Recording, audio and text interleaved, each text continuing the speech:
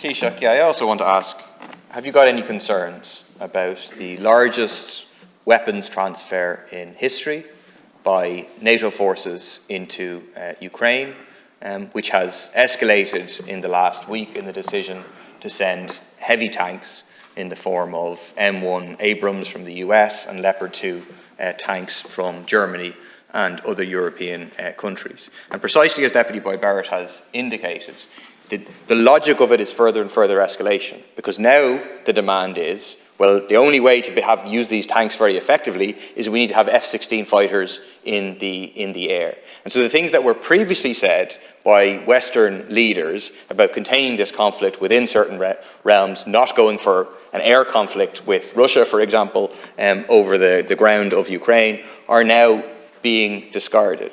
Are you not at all concerned that this leads in an extremely dangerous direction, which can end up in a further escalation by Putin, who is responsible in terms of the invasion of Ukraine, which is a brutal, bloody, imperialist invasion, but it can end up in the escalation of this into nuclear conflict. And that is something that all of humanity has to be extremely concerned about.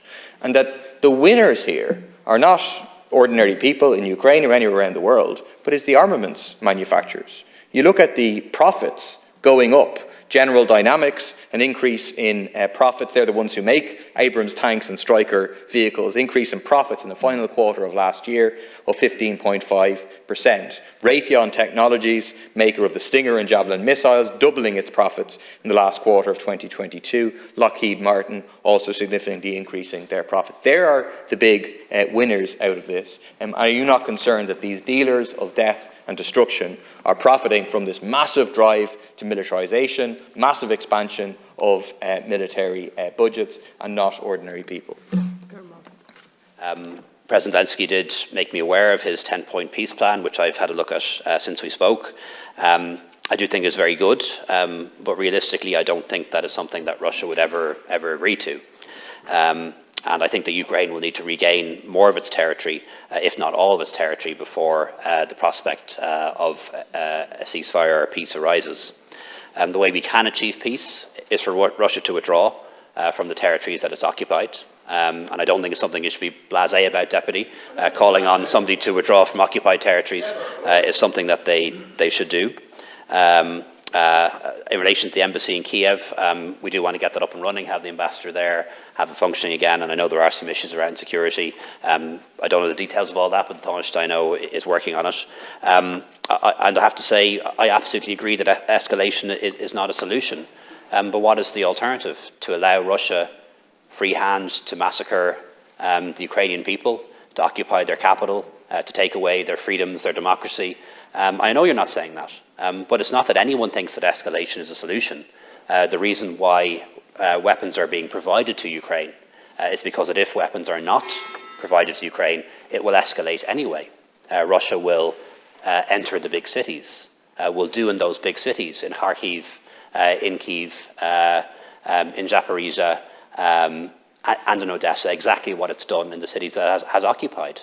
So it's not a choice of simply saying escalation or de-escalation. Russia will escalate this war anyway. They will kill more civilians. They will commit the most heinous atrocities. And the reason why weapons are being provided to Ukraine is to hold them back. And that's the impossible choice that countries bigger than ours are now making at the moment. But I want to be very clear that we do call for de-escalation.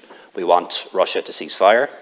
We want it to stop its advance. We want it to stop the missile attacks and the airstrikes on civilian targets. And we want it to pull back from the territories that it's occupied.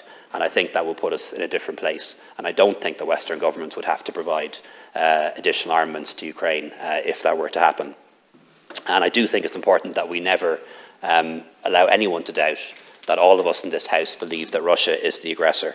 And I do know that the deputies opposite aren't supporters of Vladimir Putin or the Russian regime. But I do think it's important in your comments that you don't in any way create the impression that this is somehow a war between equals. This is a big country against a small country. This is an aggressor against a country that has been attacked. And there's a big difference in providing weapons to a country that's defending itself than providing support for a country that is on the attack. And just like you, I don't like to see, in fact, I'm appalled to see the arms industry making money and increasing its profits as a result of what's happening in Ukraine. I'd much rather see that money being spent on reconstruction.